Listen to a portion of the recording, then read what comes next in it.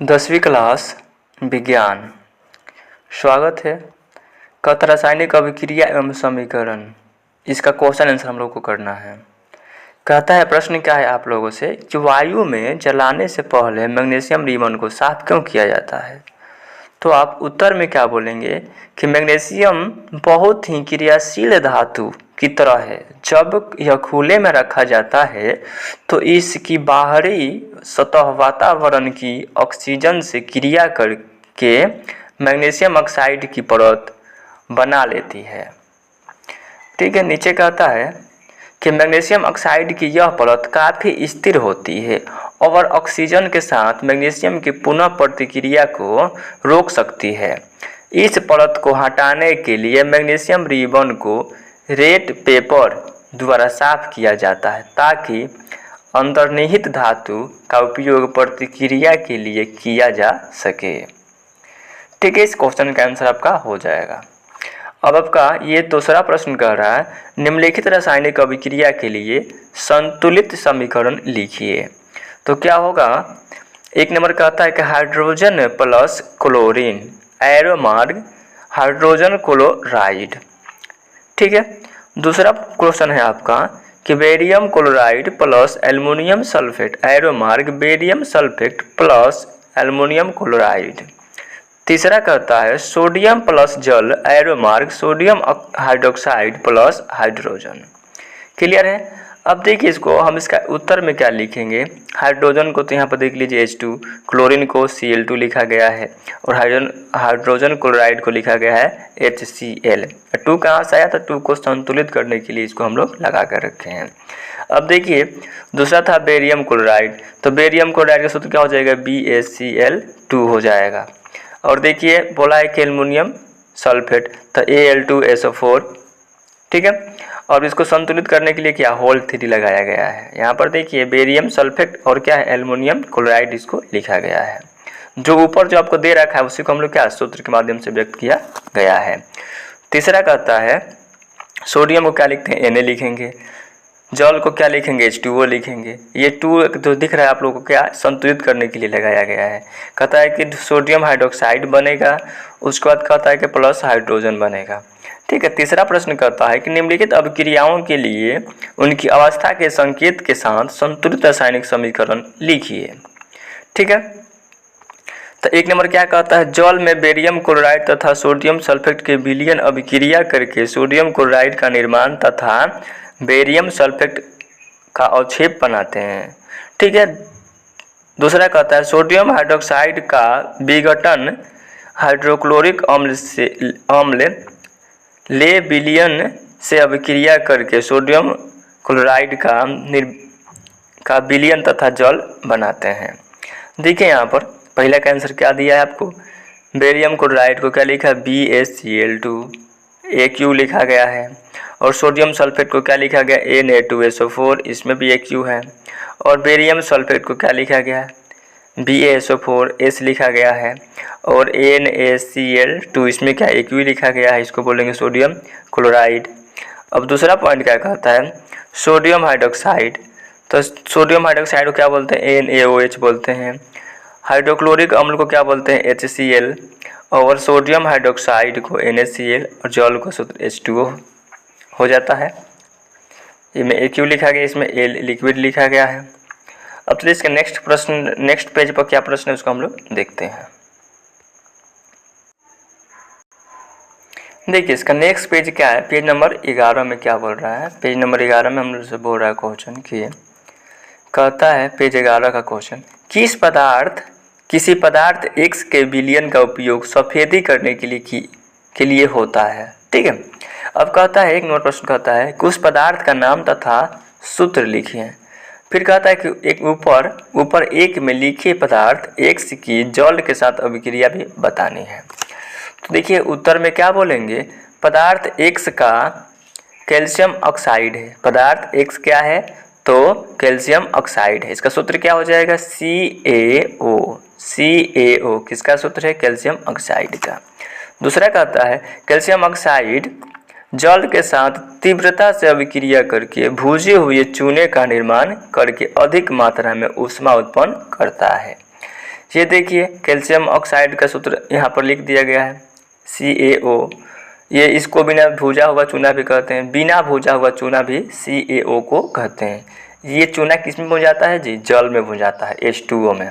तो भुंजाने के बाद देखिए जब भुंजा गया तो सूत्र क्या हो गया? ये भुजा हुआ चूना का सूत्र हो गया CaOH2 बोल सकते हैं। दूसरा प्रश्न कहता है निम्न क्रियाकलाप 1.7 में प्रकनली में एकत्रित गैस की मात्रा दूसरी से दोगुनी क्यों है? उस गैस का नाम बताइए। तो उत्तर में क्या बोलेंगे? जल के विद्युत अपघटन के दौरान हाइड्रोजन ऑक्सीजन अलग हो जाते हैं। पानी में 2 भाग हाइड्रोजन और 1 भाग ऑक्सीजन होता है। चूँकि हाइड्रोजन एक प्रकनली में जाता है और ऑक्सीजन दूसरे में जाता है, इसीलिए एक प्रकनली में एकत्र गैस की मात्रा दूसरे में एकत्र की गई गैस की मात्रा की दोगुनी होती है। यहाँ पर देखिए जल है, इसको विद्युत अपघटन कराया गया है तो क्या होगा? H2O आपका बन गया 2H2O, यहाँ पर O2 आपका बन गया है। क्लियर है? अब चलते हैं नेक्स्ट पेज में। देखिए नेक्स्ट पेज में क्वेश्चन हम लोग क्या कह रहा है कि जब लोहे की कील को कॉपर सल्फेट के विलयन में डुबाया जाता है तो विलयन का रंग क्यों बदल जाता है? तो उत्तर में क्या बोलेंगे कि जब एक कॉपर सल्फेट विलयन में लोहे की कील डुबाई जाती है तो लोहा क्या होगा? क्या बोलेंगे? लोहा जो कॉपर की तुलना में अधिक क्रियाशील होता है, कॉपर सल्फेट विलयन से कॉपर का विस्थापन कर देता है और लोहे का सल्फेट बनता है जो कि रंग में हरा होता है। इस विलयन का रंग बदल जाता है। क्या बोला है? CuO देखिए CuSO4 में क्या Fe गया जा करके क्या किया? CuO को वहाँ से भगाकर अपने इसके साथ संबंध बनाया और क्या किया? CuO को बाहर फेंक दिया। अब देखिए कहता है क्रियाकलाप 1.10 से भिन्न द्विविस्थापन अभिक्रिया का एक उदाहरण दीजिए। तो क्या कहेंगे? सोडियम सल्फेट कैल्शियम क्लोराइड के साथ क्रिया करके कैल्शियम कार्बोनेट और सोडियम क्लोराइड बनाता है। इस अभिक्रिया में सोडियम कार्बोनेट और कैल्शियम क्लोराइड आयनों का आदान प्रदान करके 2 नए यौगिक बनाते हैं, इसीलिए यह एक द्विविस्थापन अभिक्रिया है। ठीक है, जैसे बोला है कि Na2CO3, उसके बाद बोला है CaCl2 बोल रखा है, फिर बोला कि CaCO3 कैल्शियम कार्बोनेट, उसके बाद बोला है सोडियम क्लोराइड यानी 2NaCl बोल रखा है। क्लियर है? अब देखिए इसके बाद निम्नलिखित अभिक्रियाओं में उपचयित तथा अपचयित पदार्थों का पहचान कीजिए। तो एक में क्या कहता है? 4Na इसका जो अवस्था बता रहा है S प्लस O2, ये क्या है? G क्या है? गैसीय अवस्था बता रहा है। एरो मार्क करेंगे तो क्या हो जाएगा? 2Na2O। ठीक है, उसके बाद बोला है कि CuO plus H2, arrow mark Cu plus H2O। अब कहता है 1 नंबर में सोडियम का उपचयन होता है क्योंकि इसे ऑक्सीजन प्राप्त होती है और ऑक्सीजन अपचयित होता है। क्लियर है? अब देखिए इस अभिक्रिया में दूसरा हम बोलता है कि इस अभिक्रिया में कॉपर ऑक्साइड और कॉपर Cu में अपचयित हो जाता है, इससे हाइड्रोजन H2 उपचयित होकर जल बनाता है। ठीक है, इसके पास चलते हैं नेक्स्ट पेज में।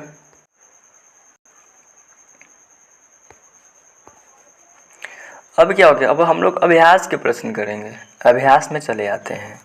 प्रश्न 1 कहता है 2PbO plus C, arrow mark क्या कहता है? 2Pb plus CO2।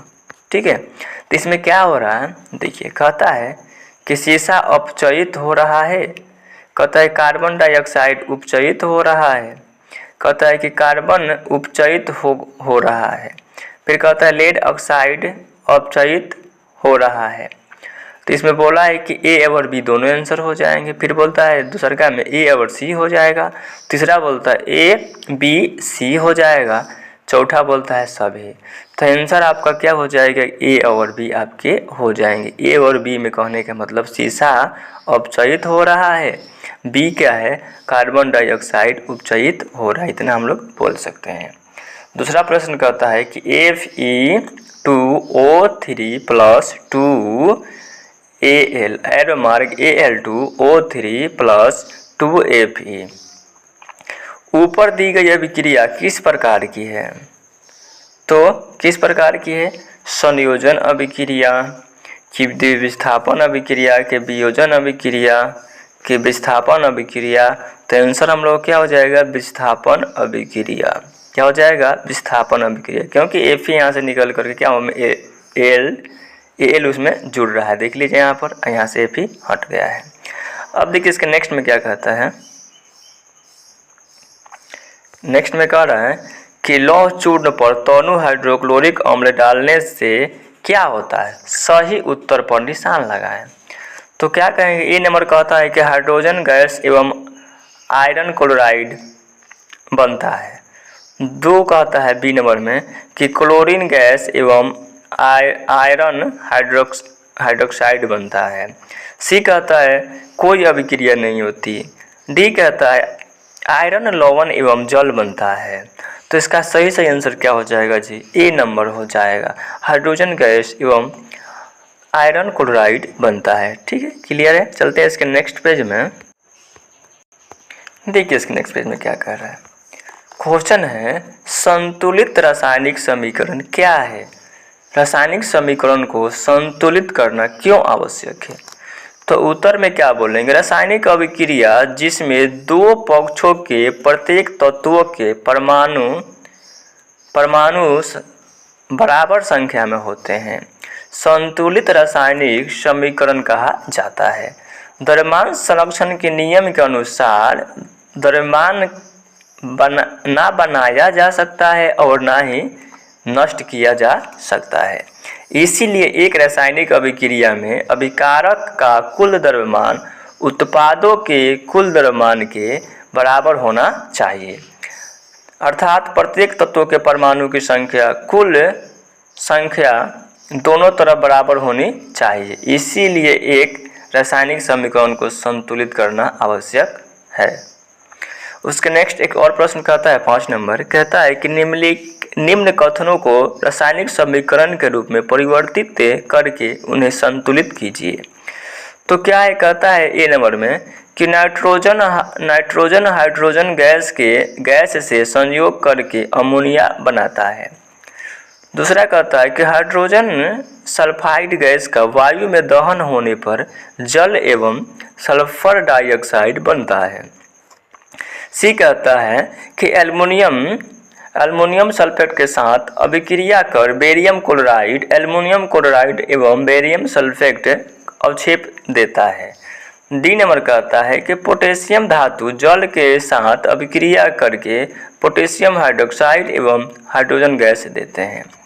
ए में क्या कहता है, An2। यहाँ पर देखिए An2 यानी नाइट्रोजन, हाइड्रोजन क्या बोला H2 यहाँ पर देखिए, और यहाँ पर बोला NH3 अमोनिया का। संतुलित करने के लिए क्या यहाँ पर 2 दिख रहे हैं आपको, 3 यहाँ पर क्या है 3 दिख रहा है, यहाँ पर का 2 संतुलित करने के लिए इसको लगाया जाता है। अब देखिए बी सल्फर डाइऑक्साइड, तो क्या बोला H2S यानी इसमें 2 लगा रखा है। ठीक है, O2 में क्या क्या संतुलित करने के लिए 3 लगा रखा है। सल्फर डाइऑक्साइड देखिए यहाँ पर लिख रखा है, और क्या बोला जल का H2O होता है, और इसमें संतुलित करने के लिए क्या 2 लगाया रखा है। ठीक है, इसके बाद सी में देखिए कहता है बेरियम क्लोराइड को लिख रखा है और एल्युमिनियम सल्फेट को भी लिख रखा है, और एल्युमिनियम क्लोराइड देख लीजिए बेरियम सल्फेट भी लिख रखा है। डी कहता है पोटेशियम को यानी के बोलते हैं, जल को H2O और पोटेशियम हाइड्रोक्साइड को KOH और हाइड्रोजन को गैस को H2। अब देखिए ध्यान से कह रहे हैं हम लोगों से कि निम्नलिखित रासायनिक समीकरण को संतुलित कीजिए। क्या कहता है ए नंबर में HNO3 plus Ca whole OH2। फिर कहता है कि Ca कोष्ट NO3 whole 2 plus H2O। अब देखिए यहाँ कहता है NaOH plus H2SO4 arrow mark Na2SO4H2O।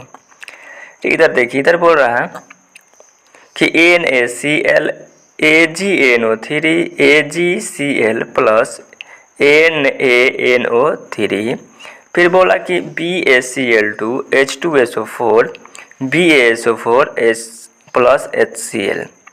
यहाँ इसमें देखेंगे तो यहाँ पर देखिए क्या कहता है कि H को देखिए 2 गुना 4, ये इसे लिखा गया है इसे, तो 2 गुना क्या हो जाएगा 4, 2 गुना क्या हो जाएगा हम लोग का, देखिए यहाँ पर H 4 हो जाएगा। यहाँ पर देखिए H यहाँ पर 2 है और यहाँ पर 2 भी लग गया, तो क्या हो जाएगा हम लोग का 4 हो जाएगा। क्लियर।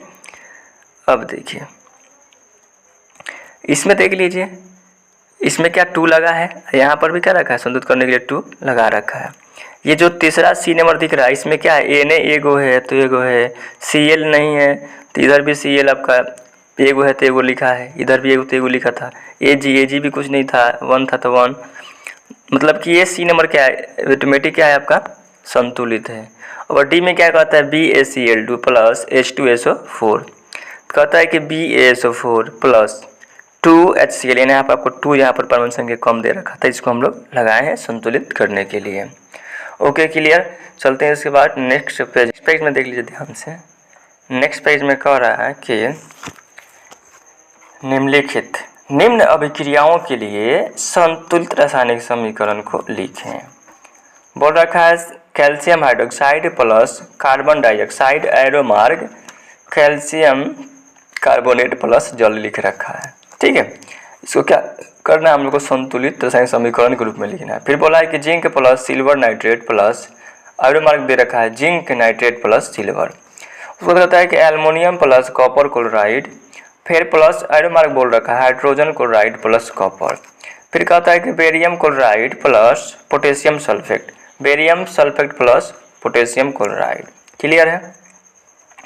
अब देखिए क्या लिखा, कैल्शियम क्लोराइड, कैल्शियम क्लोराइड को यहाँ पर लिख रखा है। ठीक है, शब्द समीकरण से हटाकर रासायनिक समीकरण में लिख रखा है। इसके बाद लिखा है कि CO2 यानी कैल्शियम कार्बन डाइऑक्साइड लिख रखा है। अब कहता है कि CaCO3 यानी इसको बोलते हैं कैल्शियम कार्बोनेट बोलते हैं, प्लस H2O यानी जल। सी में देखिए, सी में बोल रखा है कि जिंक यानी Zn, सिल्वर नाइट्रेट AgNO3, और जिंक नाइट्रेट को क्या बोल रखा है Z whole NO3 whole 2 plus 2Ag। बताइए क्या बोला कि एल्युमिनियम यानी Al और copper chloride 3CuCl2 arrow mark क्या बोला, एल्युमिनियम क्लोराइड यानी AlCl3, कॉपर को Cu बोल रखा है। डी में देखिए बेरियम क्लोराइड, पोटेशियम क्लोराइड और बेरियम सल्फेट को यहाँ पर सब लिख रखा है। ठीक है, अब इसका नेक्स्ट पेज को हम लोग देखते हैं। नेक्स्ट पेज नहीं, क्वेश्चन नंबर 8 को देखते हैं। कहता है कि potassium bromide plus barium iodide arrow mark क्या हो जाएगा, potassium iodide plus barium bromide. B क्या कहता है zinc carbonate arrow mark zinc oxide plus क्या बोला, कार्बन डाइऑक्साइड। देखिए सी में कहता है कि hydrogen plus chlorine arrow mark hydrogen chloride.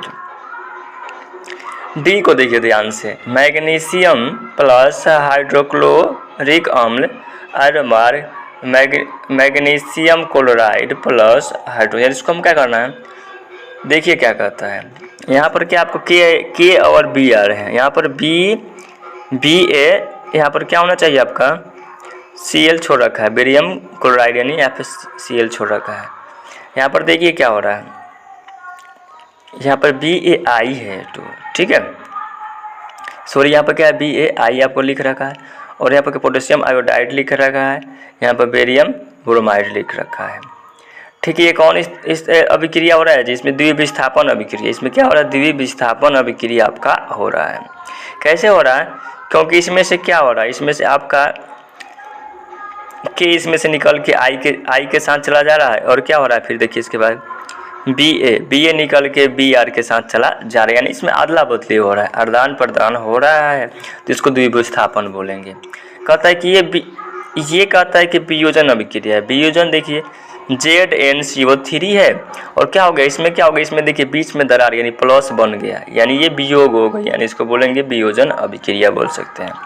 D कहता है ये विस्थापन अभिक्रिया। देखिए विस्थापन अभिक्रिया क्या Mg प्लस 2HCl है। देख रहे हैं यहाँ ध्यान से, यहाँ पर देखिए क्या हो रहा है, यहाँ पे आपका H को हट जा रहा है और इसमें MgCl बन जा रहा है, यानी H2 यहाँ पर अलग हो जा रहा है, जिसको हम लोग बोलेंगे द्विविस्थापन अभिक्रिया, यानी एक जा करके दूसरे में से उसको भगा देता है, इसी को बोलते हैं विस्थापन अभिक्रिया। ठीक है, देखते हैं क्वेश्चन नंबर हम लोगों का 9 क्या कहता है। 9 कहता है कि ऊष्माक्षेपी एवं ऊष्माशोषी अभिक्रिया का क्या अर्थ है, उदाहरण दीजिए।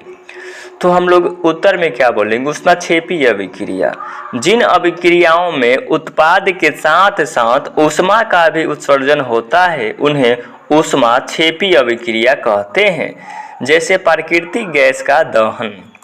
ठीक है, यहाँ पर बोला है CH4 प्लस O2 एरो मार्ग CO2 प्लस 2H2O, यानी ऊष्मा यहाँ पर निकल रहा है। अब देखिए ऊष्मा शोषी अभिक्रिया के बारे में बता रहा है।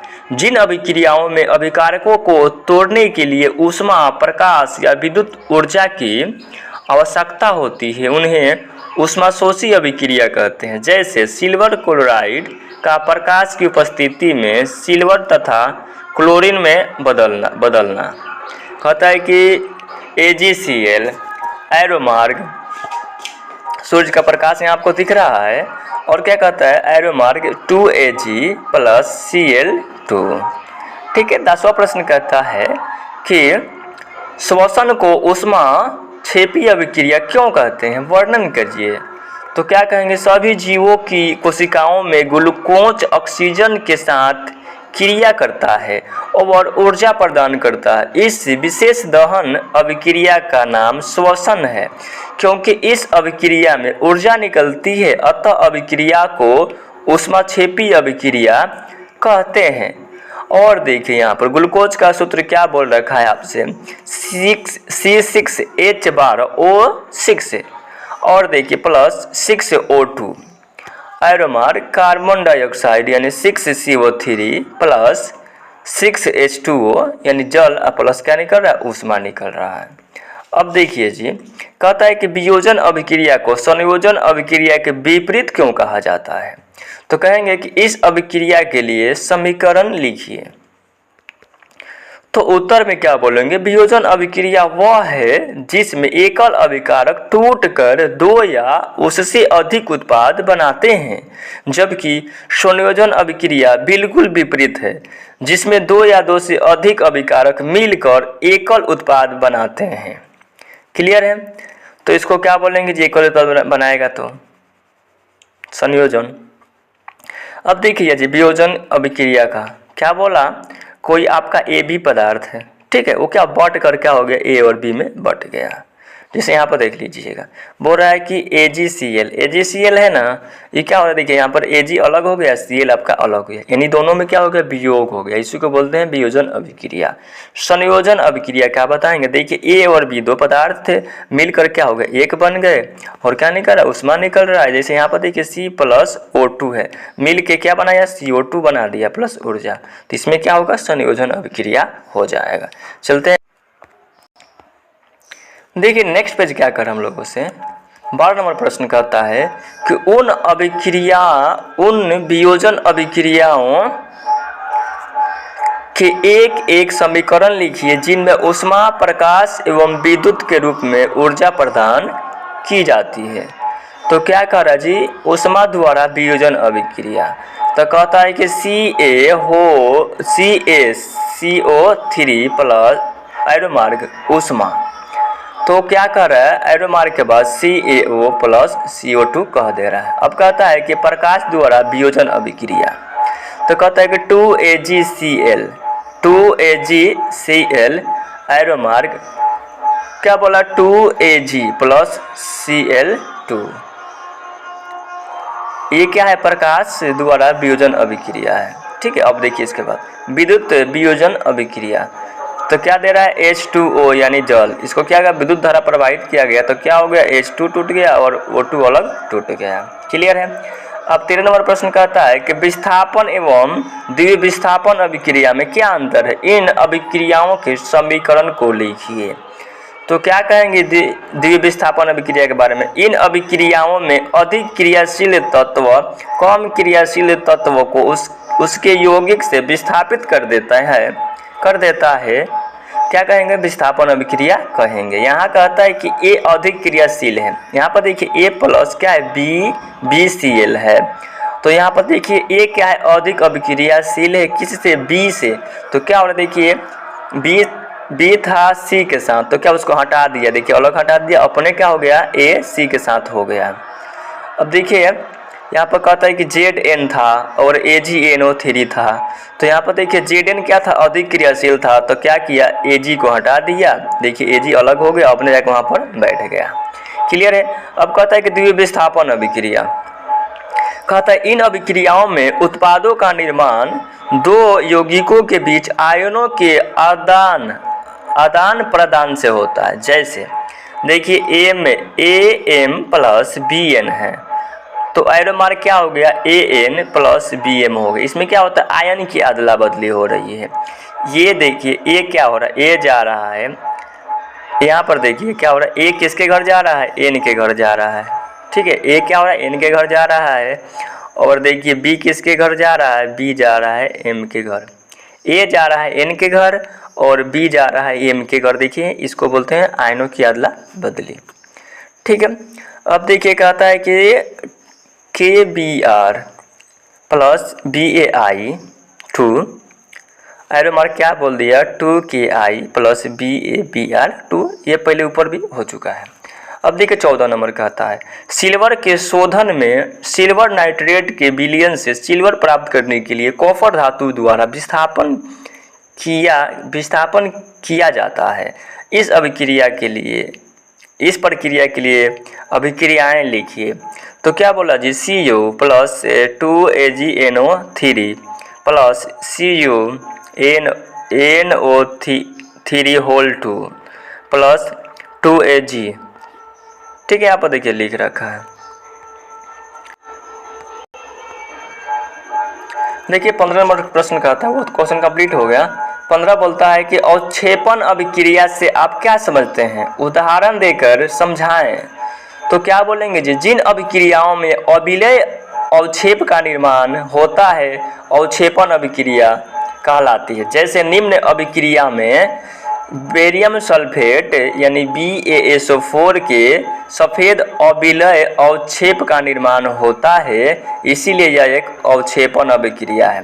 कहता है कि BaCl2 plus K2SO4 arrow mark BaSO4 plus 2KCl।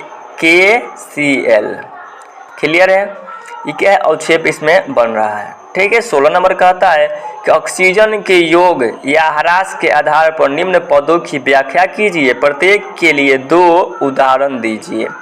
कहता है कि उपचयन, तो कहता है कि उपचयन में लिखकर डैश लिखा, उपचयन इसमें ऑक्सीजन की वृद्धि होती है। तो देखिए वृद्धि दर्शा रहा है CuO2, इसमें जोड़ रहा है तो क्या बना, CO2 बना। यहाँ पर देखिए, यहाँ पर 2Cu प्लस O2 लिख रहा है, तो इसमें भी क्या ऑक्सीजन जुड़ रहा है, इसमें भी क्या वृद्धि हो रहा है। कहता है यहाँ कार्बन तथा कॉपर का क्या हो रहा है, उपचयन। कार्बन तथा कॉपर का क्या हो रहा है जी, उपचयन हो रहा है। इस बात को आप याद रखिएगा। बी में देखिए अपचयन, कहता है इसमें ऑक्सीजन का ह्रास हुआ है। यहाँ पर देखिए CO2 था, उसमें क्या A से जाके जुड़ा और क्या हो गया, वहाँ से हाइड्रोजन क्या हो गया, हाइड्रोजन का ह्रास हुआ। देखिए यहाँ पर आके बढ़ जा रहा है। यहाँ पर क्या था, CuO था, यहाँ से ऑक्सीजन क्या हो जाएगा, हट जाएगा। देखिए यहाँ पर आ जा रहा है। तो इसमें क्या कहते हैं, कार्बन ऑक्साइड और कॉपर ऑक्साइड का अपचयन हुआ। 17 नंबर प्रश्न कहता है एक भूरे रंग का चमकदार तत्व X को वायु की उपस्थिति में गर्म करने पर वह काले रंग का हो जाता है। इससे तत्व X एवं उसके काले रंग के यौगिक का नाम बताइए। तो क्या बोलेंगे जी, तत्व X है कॉपर है। तत्व X क्या है? कॉपर है और उसके काले रंग के यौगिक का नाम कॉपर ऑक्साइड है। देख लीजिए Cu+O2 दे रखा है, अभिक्रिया किया उष्मा से क्या बनाया जी? काले रंग का पदार्थ। तो क्या बनाया? 2Cu आपको बना रखा है। 18 नंबर प्रश्न कहता है लोहे की वस्तुओं को हम पेंट क्यों करते हैं? तो उत्तर क्या बोलेंगे? संक्षारण के कारण लोहे की बनी वस्तुएं का क्षय होता रहता है, इस होने वाले क्षय से बचने के लिए उस पर यानी बचाने के लिए उस पर पेंट किया जाता है।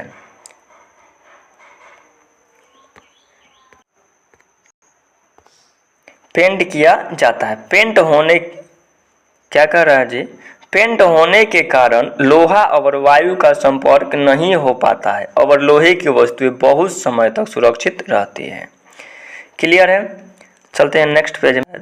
देखिए इसके बाद कहता है कि 19 नंबर प्रश्न कहता है तेल एवं वसा युक्त खाद्य पदार्थों को नाइट्रोजन से प्रभावित क्यों किया जाता है? तो क्या कहेंगे? तेल तथा वसा युक्त खाद्य पदार्थ क्या कहता है कि एक तरह क्वेश्चन में देख लेते हैं। कहता है कि वायु में उपस्थित ऑक्सीजन से क्रिया करके विकृत गंधित हो जाते हैं यानी बासी हो जाते हैं।